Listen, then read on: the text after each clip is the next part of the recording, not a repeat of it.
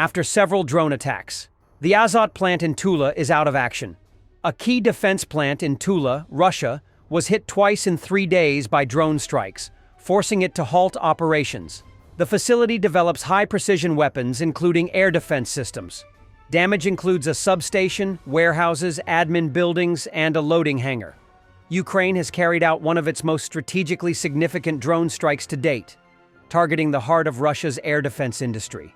On June 18th, a wave of Ukrainian drones hit the Shipunov Instrument Design Bureau, KBP, in Tula, a key facility responsible for producing the Pantsir-S one short-range air defense system, one of the main tools Russia uses to counter aerial threats, including the very drones Ukraine is now deploying with increasing effectiveness.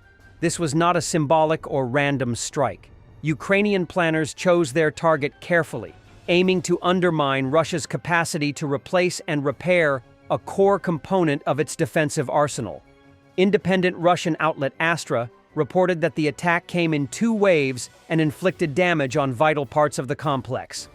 An electrical substation was hit, and fires spread across at least 400 square meters, affecting 3 warehouses used for military production, as well as an administrative building. The scale and precision of the strike indicate detailed reconnaissance and effective long-range planning.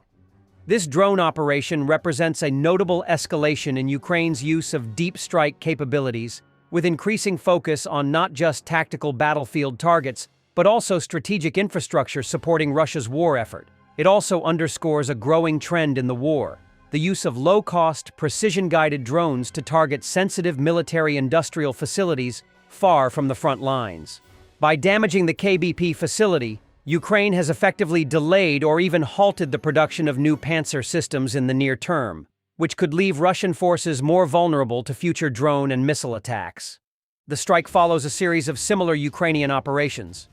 Earlier in June, Ukraine launched Operation Spider's Web, using over 100 smuggled FPV drones to hit 4 major Russian air bases deep within the country, including sites hosting long-range bombers such as the Tu-95 and Tu-22 M3. These drone strikes mark a new phase in the conflict where the rear areas of a nuclear-armed state are no longer invulnerable, and supply chains for critical weapons are now exposed to disruption. Russia, in response, has continued to launch missile and drone attacks against Ukrainian infrastructure, targeting energy grids and civilian areas in an attempt to retaliate and pressure the Ukrainian population. However, the continued success of Ukrainian drone operations suggests that Kyiv is gaining an upper hand in the asymmetric dimension of this war, slowly degrading Russia's ability to project power from within its own borders. The attack on the KBP facility in Tula signals that Ukraine is not only capable of reaching deep into Russian territory, but also of identifying and striking the very sources of Russia's military resilience. This is not just a tactical innovation. It is a strategic shift in modern warfare. A Ukrainian pilot delivered a precise strike on a tightly grouped Russian unit. Footage was released by the 4th Mechanized Battalion of the Separate Presidential Brigade.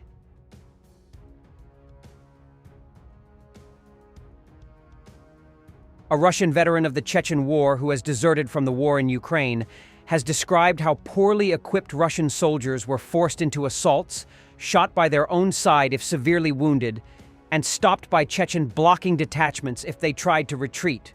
42-year-old Alexander, a pseudonym, was mobilized in late 2022 and deserted in August 2023. Although he had health problems caused by his service in the Second Chechen War in the early 2000s, these were ignored and he was sent to the occupied Luhansk region of Ukraine. Although he was based behind the front line, carrying out evacuations and building fortifications near Bilohorivka, his unit experienced continuous losses from Ukrainian attacks. They had to evacuate casualties from repeated failed attacks on a factory by Storm Z units. Alexander's men found only corpses, craters there.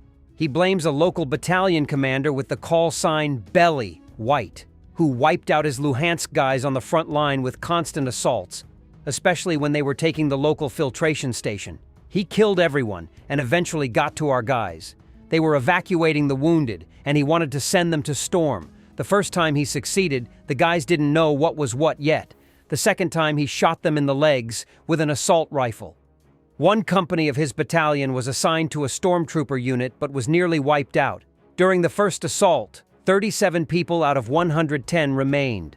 The survivors were sent to Klishchivka near Bakhmut and came under intense Ukrainian attacks. He encountered blocking detachments, Russian units comprised of military police or the feared Akhmat unit from Chechnya. They stationed themselves at crossroads to examine cars and searched houses for deserters, whom they sometimes executed. When we were retreating one day, I saw those who had already been zeroed out, that is, shot. You can see where the entry holes from the bullet wounds were, and the people were lying in such a position that it was clear. They were simply lined up and shot. The blocking units literally drove men into assaults, following them to ensure they did not retreat. A friend of Alexander told him that we were moving forward, and these Kadyrovites were following us. We had just reached 400 meters left. I turned around, and they had all disappeared. They were sitting in the bushes, and if you go back, they were aiming assault rifles at you. They took away documents, military IDs, body armor. If the wound was really serious, they sent you to the hospital. If not, they turned you back. The Kadyrovites treat Russian soldiers like cattle. They don't want to fight themselves and drive them away. Akhmat is always beautiful, covered in awards. Alexander says that the nature of the fighting in Ukraine is vastly different from the Chechen wars. There are incomparably more casualties here, for example, among platoon commanders, junior officers. Many of the abuses he saw in Ukraine also appeared in Chechnya. No matter how Russia starts a war, there is a shortage of personnel, equipment, and gear. And the officers drank, and they continue to drink, and they abuse the soldiers there, and they abuse them here. The command, they treat men like cattle then, and they are cattle now. Nothing has changed. They treat soldiers like meat, except that they didn't openly zero them back then. Only about 20 to 30% of the men believed that they were there to liberate Ukraine. The rest were there because they had been mobilized or needed the money. They were told that if they deserted, they would face years in prison. Many nonetheless did. Alexander decided in August 2023 that he would do the same. A common method was for soldiers to mutilate themselves. Two of his comrades tried doing this with explosives but miscalculated badly so that only their fingers were left. Alexander cut his veins instead. He says that in response, the army began to brainwash and intimidate him. He was treated, handcuffed, and driven around for a week to show him how refuseniks were treated. He was taken to various detention centers in occupied territory, including a prison at Kurdyumivka. Every 2 months there is a recruitment to the 57th Brigade from there. The 57th is everything, death. It's not even storms. This brigade is zeroed out every month, a direct path to the next world. Then they showed how the guys are sitting in the basement in Novoluhansky. You see what happens, and I'm like, oh good.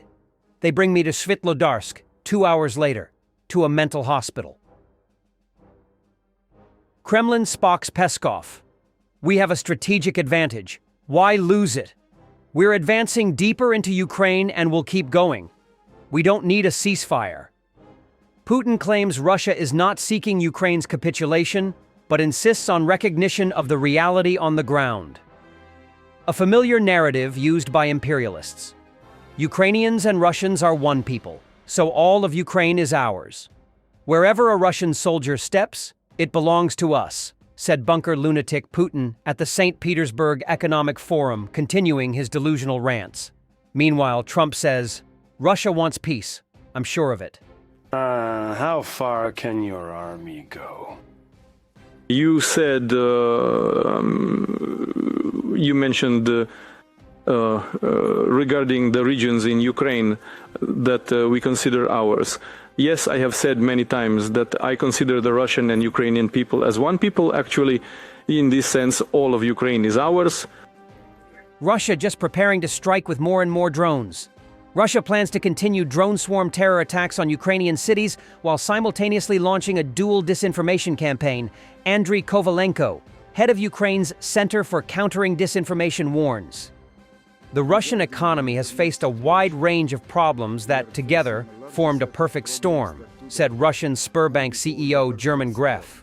According to him, this primarily concerns high key rates in real terms, which are forcing businesses to postpone investments. Regarding the internal situation, we are facing a larger set of problems that today can be called a perfect storm. A very high rate in real terms.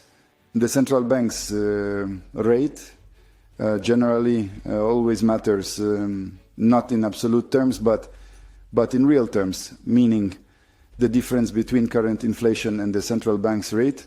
It ranges from 10 to 14%. And this, of course, puts a lot of pressure on business profitability. The business is changing its plans, unfortunately delaying investments, and this unfortunately clearly poses a threat to economic growth, not only this year, but most importantly, over the next 2 to 3 years. The exchange rate is far from equilibrium. Today, it is evident that the equilibrium rate is the rate of over 100 in relation to the dollar. Today, we have a rate at the level of 178 to 79 rubles per dollar, and all our export industries, and first of all, the budget, feel this very strongly. We see that the budget is facing an increased deficit, and by the end of the year, it is clear that the Ministry of Finance will face the necessity of covering a deficit with new sources. If we look at the comparison of the productivity of us, our economy, and the economies of developed countries, then in various sectors, we lag from 40% to 4 times. And on one hand, this is not very good news. On the other hand, it is very good news because now is the time to focus all efforts in such conditions on optimizing one's own business, optimizing costs, and revealing the reserves that obviously each of us has. Thanks for watching, and don't forget to subscribe. Also, if you want to support Warthog Defense, please become our member and get early access to new videos, exclusive members-only videos, and become administrator in comments section. The membership link is in the description. Rescues every day. We had a guy last week, it's 6 rescues in 6 days. You know, he's doing the job every day.